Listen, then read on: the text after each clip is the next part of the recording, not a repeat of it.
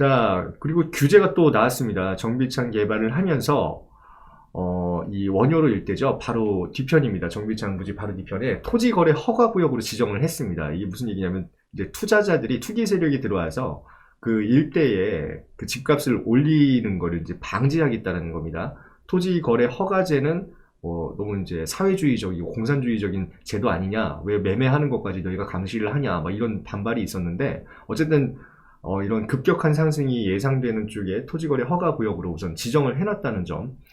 그리고 또 오늘 재밌는 뉴스가 나왔죠. 이제 어제였나요? 분양권 전매가 이제 광역시, 그러니까 조정 대상 지역 아닌 지역에도 이 서울 수도권과 광역시에는 6개월 있다가 전매 가능 이런 게 아니라 이제 입주 시까지는 전매가 분양권 전매가 불가능하다라는 게 이제 조례로 지정이 됐습니다. 그래서 이 입주권도 그렇게 되지 않을까라는 생각이 좀 들어요. 앞으로는 재개발 지정이 되고 나면은 옛날에 지금 같은 경우는 이제 프리미엄이라는 게 형성이 되고 내가 입주권 이게 조합원 권리를 갖고 있으면 프리미엄을 받고 조합원 지위를 넘기면서 추가 분담금에 대한 부담을 이런 프리미엄으로 해소를 하는 이 방향으로 가고 있었는데 앞으로는 그 부분에 대한 규제가 또 나오지 않을까라는 또 생각이 좀 듭니다. 결국에는 이제 어떤 구역이 지정이 되고 그 지역이 어떤 개발이 확정이 되고 나면은 내가 쌈짓돈을 갖고 있어도 중간에 그 조합원 지위를 사고 팔 수 없게 되지 않을까라는 게 제 예상인데 이 부분은 좀 더 지켜봐야 되겠죠. 뭐 제 섣부른 예상이 뭐 완전히 틀릴 수도 있고요. 이번에 대해서는 좀 더 지켜보면서 해야 될 것 같은데 결국에는 주택이 없으신 분들이 저는 이제 집을 가지셨으면 좋겠다는 게 첫 번째거든요. 무조건 알아보시고 좀 부지런해 주셔야 되는 시기가 왔다라고 저는 생각을 합니다. 자, 그럼 이제 재개발에 대해서 나는 어떻게 해야 되는지 모르는데 뭐 어떻게 내가 뭐 지금 돈도 마땅치 않고 그다음에 지역도 잘 모르고 하는데 어떻게 해야 되느냐라는 부분에서 재개발은 이제 어렵습니다. 1차로 처음 들으신 분들한테는 굉장히 어려운 게 재개발인데 또 공부를 조금만 한 30분만 공부를 제대로 하시면 굉장히 쉽습니다. 재개발 기준이라는 건요. 재개발의 필수 요건 두 가지가 있습니다. 두 개 다 해당이 돼야 됩니다. 노후 건축물이라고 하잖아요. 우리가 노후되거나 불량 건축물. 이게 뭐 우리 일일이 찾아다니면서 알아볼 수는 없지만 최소한 30년 기준으로 보셔야 될 거예요. 30년 이상 된 건물이 일정한 구역 내, 그러니까 재개발 지정지구가 될 만한 지역 내 60% 이상이 충족이 돼야 됩니다. 두 번째는 그 지역이 일정 지역이라고 말씀드렸잖아요. 10,000제곱미터 이상이어야 돼요. 이 면적이. 그 두 가지는 필수입니다. 그 중에서 이런 각각의 필지가 27평 이하인 거, 그거는 이제 개별 건축을 하기가 굉장히 안 되는, 그러니까 과소필지라고 하거든요. 그러니까 개별적인 건축 행위가 불가능한 지역이 50% 미만이어야 돼요. 그러니까 각 그 주소지에 개별 행위를 건축 행위를 할 수 없는 주소지가 50% 미만이어야 됩니다. 그리고 가로 세로 100m, 1헥타르라고 그러잖아요. 그 헥타르 안에 60세대 이상의 호수 밀도가 있어야 되고 주택 접도율이 그러니까 4m 도로를 이 전체 구역에서 40% 면적 이하로 차지해야 된다는 거. 밑에 세 가지 중에 하나만 더 충족이 되면은 재개발 지정이 된다는 거. 이거는 뭐 복잡하다고 하면 복잡한데 더 궁금하신 부분이 있으면 이제 개발 상담 신청을 하시면은 혹은 좀 더 이렇게 인터넷상으로 찾아보시면은 필요한 설명이 다 이제 쉽게 나와 있으니까 그 부분을 좀 알아보셨으면 좋겠습니다. 자, 그럼 이런 거는 나라에서 지정해 주는 거니까 우린 잘 모르겠는데 그러면 막연하게 내가 집을 사려면 어느 지역이 좀 좋아지겠느냐? 그러면 나는 재개발을 노리고 들어가는 것도 있지만 이 재개발이 설령 안 되더라도 내가 앞으로 이 동네가 그냥 좋아진다고 하면은 미래 가치를 보고 이사를 가보고 싶다 하시는 분들한테 지금 정확하게 권해드리는 거 재개발 투자, 재개발 지역은 내가 살기 불편해야 된다는 겁니다. 지금 현재 내가 살기 너무 불편하고 막 언덕배기 고바위 끝에 있고 길은 좁고 가로등도 몇 개 없고 뭐 말씀드렸지만 4m 폭 도로가 부족해서 좀 안 좋은 얘기일 수도 있어요. 뭐 소방차가 진입을 못 한다든가 막 그런 부분을 찾아서 들어가시면 됩니다. 근데 어디에 앞서 말씀드렸던 주요 거점이 될 만한 지역 인근에 그런 노후주택이나 안 좋은 그 길이나 제대로 정비되지 않은 지역에 있는 주택이 가장 재개발되기 될 확률이 높은 지역이라고 보시고 들어가셔야 되는 겁니다. 그러니까 재개발의 목적은 주거 환경을 바꾸는 게 목적입니다. 그러니까 집을 새로 짓는 게 목적이 아니고 이런 좁은 도로를 넓히는 게 목적이고 이 꾸불꾸불한 길을 곧게 펴는 게 목적이고 그 다음에 낡은 집, 무너지는 집을 이제 새 집으로 바꾸는 게 목적이니까 그거 다 주거 환경 개선에 이제 포함이 되잖아요. 그러니까 아직까지 상대적으로 이런 길이 널찍널찍하고 가로등도 곳곳에 다 서 있고 뭐 치안에 신경 안 써도 돼 이런 동네에는 좀 늦어지겠죠, 상대적으로. 그렇지 않은 동네에 재개발이 진행될 가능성이 더 크다는 얘기가 될 수도 있겠죠. 당연히 그렇게 될 겁니다. 재개발이 더 빨리 진행될 겁니다. 그런 지역이. 그 지역에 또 하나의 문제는 있습니다. 또 상권과의 거리, 그 다음에 역세권과의 거리가 먼 지역일수록 재개발이 더 쉬워진다는 얘기입니다. 항상 말씀드리는 거지만 이해를 잘 못하실 수도 있어요. 왜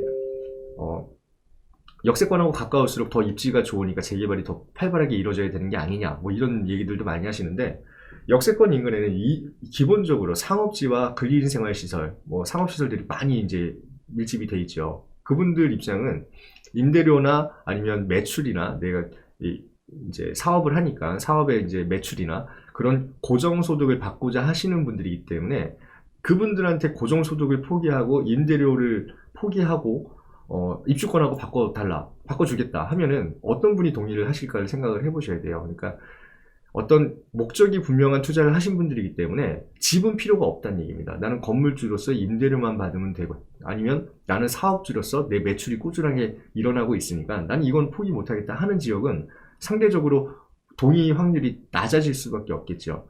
그러니까 주택으로서의 역할을 하는 낡은 집이 새 집으로 변하기를 원하는 사람들 집단에서 일어나는 거지, 재개발이라는 게 이런 상업지 인근을, 그러니까 장사를 잘 하고 계시는 분들 혹은 월세를 잘 받고 계시는 이제 건물주 같은 경우는 집하고 바꿔봐야 내 고정소득이 늘어나는 게 아니기 때문에 동의율이 낮아질 수밖에 없다는 거. 그래서 상업지와 거리가 멀고 최대한 살기 불편한 주거 밀집 지역을 보시는 게 재개발에 좀 더 도움이 될 것 같습니다.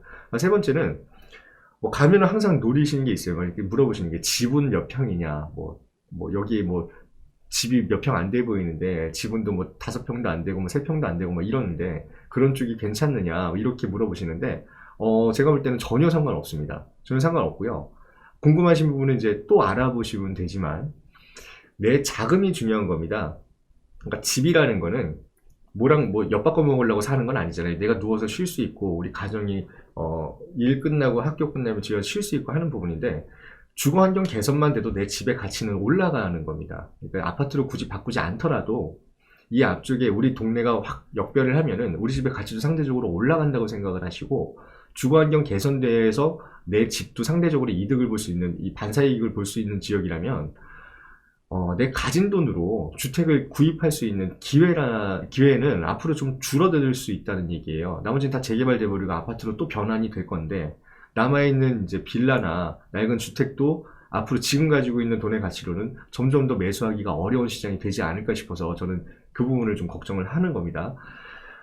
추가 분담금은 당연히 아파트로 바뀌면 걱정을 하셔야 되는 거고, 굳이 아파트로 바뀌지 않더라도 동네가 변하면서 그 여력을 받아서 다음엔 우리 동네가 또 변할 수 있는 환경, 갖춰진 곳을 좀 재개발지 후순위라도 좀 알아보시는 쪽을 좀 권해드리겠습니다. 다시 한번 말씀드리지만 주요 거점이 괜히 생기진 않습니다. 주요 거점에는 사업장이 들어설 거고, 뭐 여기 들어서면 역 안에 항상 뭐 플랫폼 들어가기 전에 뭐 빵집도 있고 커피숍도 있고 뭐 용산 같은 데는 전자상가나 뭐 백화점 같은 거 들어가 있고 하잖아요. 이 광역철도 노선에 이용객 수가 굉장히 많기 때문에 이런 상업시설이 꼭 들어오게 됩니다. 상업시설에 투자하는 것도 기업이고, 그 다음에 민간도 당연히 임대료를 지불하면서 여기에 들어와서 사업을 하고자 하겠죠. 그러면 그 상권의 활성화라든지 그 기업의 투자금을 충당시키기 위해서라든지 그 이윤을 내기 위해서 항상 이런 거점 주변에 택지 개발을 통한 이용객 수의 증가를 분명히 고려를 했을 겁니다. 너무나 명확한 얘기니까 의심의 여지가 없습니다. 이 부분에 대해서는 항상 이 노선을 따라서 투자하라는 얘기가 있거든요. 이 길을 따라서 투자하는 게 가장 부동산 투자의 정석이라고 말씀을 드린 이유입니다. 길은 길만 있고 접근성만 따지는 게 아니라 이 길을 그 거점을 이용할 만한 사람들의 이 이용객 수까지 계산해서 맨날 통행량 조사를 하거든요. 그 부분에 어떤 사업성을 가지고 기업이 먼저 들어가 있는지를 판단을 하셨으면 좋겠습니다. 주택가격이 올라가는 이유 딱 세 가지입니다. 일자리랑 가까운가, 내 주변에 일자리가 생기는가. 내 주변에 아무것도 없다가 일자리가 뭐 삼성전자가 들어왔다 그러면 어마어마하게 뛰죠, 집 가격이. 왜냐하면 삼성전자에 일하는 사람 숫자가 굉장히 많지 않습니까? 그 사람들이 근처에 집을 알아봤는데 우리 집도 그 중에 하나잖아요. 그러면 그 대규모 인력이 투입되는 그 사업장에서 집을 필요로 하는 수요층들이 많아지니까 당연히 업무지구랑 가깝거나 업무지구랑 이동이 용이하거나 그러려면 이제 역세권 주변이라든가 뭐 강남으로 들어가는 노선이 뭐 광역버스가 확충이 되어 있다, 이런 것도 중요하겠죠. 두 번째는 일자리랑 가까운 거는 내가 우선은 자고 일어나서 일하러 가야 되는 부분이 필수적이기 때문에 필수라고 말씀드린 거고, 두 번째는 어느 정도 일자리랑 가까워졌다라고 하면은 이제 애들 학교를 가르치는 부분이 있겠죠. 세 번째는 지금 집이 동네도 너무, 제가 다시 한번 말씀드리지만 동네가 너무 안 좋고 치안도 불안하고 뭐 상권도 멀고 한데, 이 지역이 완전히 바뀌면서 도로도 넓어지고 그다음에 학교도 주변에 생기고 뭐 상권도 주변에 생기고 이렇게 될 때, 그러니까 업무지구랑 가까운지, 그다음에 학군이 좋은지, 세 번째는 상권이 그나마 생활 인프라나 상권이 괜찮고 그다음에 안전하게 이 도로가 정비가 되어 있는지, 주변 환경이 괜찮은지, 세 가지만 보시면 됩니다. 결국에는 이 노선을 따라서 투자를 하라고 말씀드렸던 이유가 여기에 다 해당이 될 겁니다. 교통 호재가 있으니까 이 A, B, C 노선 전체가 이제 도심권까지 외곽에서 이동이 편하게 한다는 거잖아요. 그러니까 업무지구와의 접근성을 이제 물리적인 접근성이 아니라 이 심리적인 접근성을 줄여준다는 거죠. 가깝게 만들어준다는 얘기에서 업무지구가 가까워진다는 거고, 연계성이 개선되면 집값이 올라간다고 말씀드렸잖아요. 그 이후에 지금 뭐 이미 학군이라든가 이런 거는 추가적으로 뭐 개선을 할 수는 쉬운 일은 아니겠지만, 이 지역에 낡은 지역이 있다고 하면은 이 거점 주변에 역세권 개발이 진행이 되고 있는 상황이기 때문에 주거환경 개선은 당연히 이루어질 수밖에 없다는 얘기입니다. 인프라를 구축을 해야 되니까, 인프라 구축하고 이용객 수를 늘리려면은 그 이용객이 살만한 주거환경을 만들어 놔야 된다는 얘기거든요. 그러려면 그 지역의 낡은 지역만 부분적으로 개발을 하면서 택지를 늘리는 방법이 가장 최우선이 될 거라는 이제 예상을 할 수밖에 없습니다. 자, 오늘은 이 재개발, 국토교통부에서 간단하게 뭐 무심하고 되게 시크하게 재개발에 대해서 이제 공표를 했는데, 저는 이거는 굉장히 좀 큰 반향이 있지 않을까 싶습니다. 우선 뭐 다시 한번 말씀드리지만 공급은 주택시장의 안정을 가져다주는 제일 큰 요소 중에 하나이기 때문에 쌍수 들고 환영할 만한 일이라고 저는 생각을 하고요. 이 정부에서도 드디어 뭐 규제를 통한 어떤 집값 잡기보다는 공급을 통한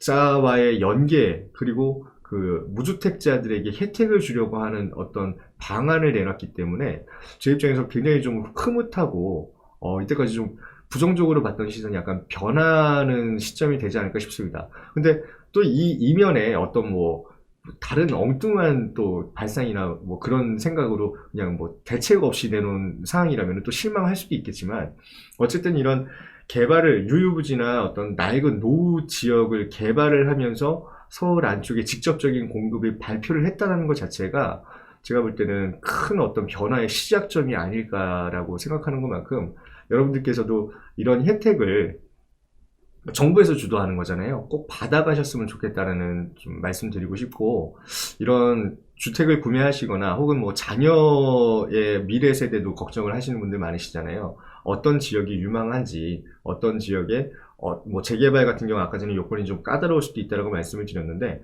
이런 부분에 대해서 철저하게 알고 들어가셔야 되는 부분도 분명히 있습니다. 무조건 많은 정보 수집하시고 많은 공부를 통해서 어떤 지역이 얼마만큼 좋아질 건지에 대한 청사진부터 확정을 지어 놓으신 다음에 현명한 투자, 그러니까 내 집을 사는 것도 투자의 일환인 시대가 됐잖아요. 현명한 투자를 하실 수 있도록 좀 많은 좀 이렇게 정보 수집을 하셨으면 좋겠고, 궁금하신 사항 같은 경우는 뭐 이제 개별 상담을 신청하셔도 되고, 아니면 뭐 주변에 또 다른 방송들도 많이 있으니까 청취를 하시면서 좀 좋은 이제 앞으로 미래를 좀 그려 나가셨으면 좋겠습니다. 오늘은 뭐 굉장히 유일하게 제가 좀 밝은 표정으로 마무리를 짓는 방송이 되는 것 같네요. 하여간에 주택 공급을 인해서 혜택을 받으시는 분들이 더 많아지셨으면 좋겠고, 이런 재산 증식을 위한 부동산이 아닌 이 필수재로서의 부동산의 가치를 간과하는 사람은 한 명도 없을 겁니다. 이 주택은 이 필수재지 이 사치품이 아니기 때문에 모든 사람에게 꼭 이렇게 한 채씩은 돌아가야 된다라고 생각하는 사람 중에 한 명이거든요. 그러니까 손해를 보지 않고 내 주택의 가치를 인정받을 수 있는 또 하나의 기회가 왔으니까 어떤 무주택자분들이나 아니면 자녀분들에게 어떤 집을 좀 이렇게 정보를 통해서 사주고 싶으신 분들도 많으실 거예요. 알려주고 싶으신 분들도 많으시고 그런 분들은 앞으로 방송도 좀 이렇게 많이 구독을 해주시고 좋은 정보 앞으로도 많이 좀 받아가셨으면 좋겠다는 내용 드리면서 오늘 시간 마치도록 하겠습니다. 감사합니다.